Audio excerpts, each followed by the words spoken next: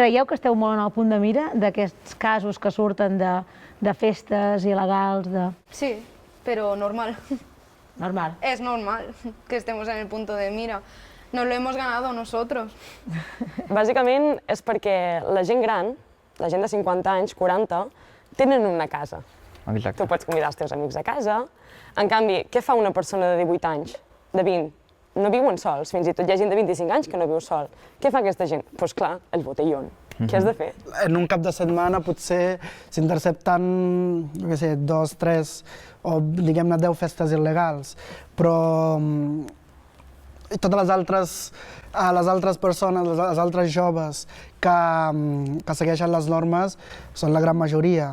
I realment, si els joves com a col·lectiu decidíssim petar-nos les normes, no estaríem en aquesta situació, o sigui, no es podria viure en comunitat ara mateix en una pandèmia.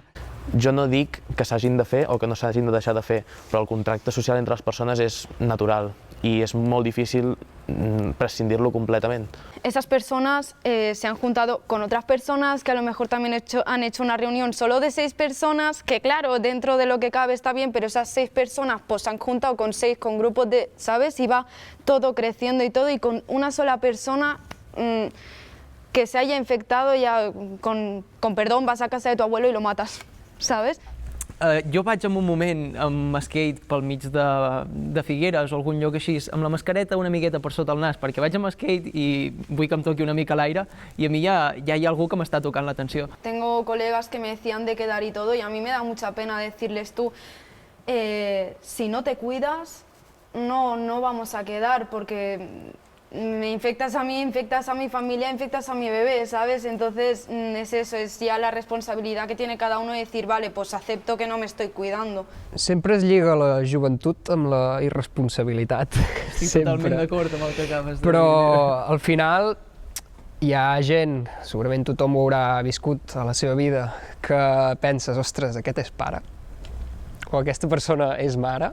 Però bé que va haver-hi un sopar d'uns polítics que dius, tio, mira, a mi m'esteu dient un pila de coses, però vosaltres esteu fent una reunió aquí que ningú porta la mascareta i tothom va a la seva bola, que dius, tio, mira. Sí, yo creo que quien tiene dinero da igual, se puede saltar las normas, pero la gente humilde que vive normal, vamos, te salta las normas y falta que esté aquí el policía o el monstruo, lo que sea, para ponerte una multa. La lectura de els joves s'estan carregant tot l'esforç de la comunitat, jo no tinc aquesta lectura, en el sentit de que entenc que per cada col·lectiu hi ha unes persones, el col·lectiu de joves, el col·lectiu d'adults, el col·lectiu de treballadors i treballadores, doncs per cada col·lectiu hi ha algunes persones que es salten les normes.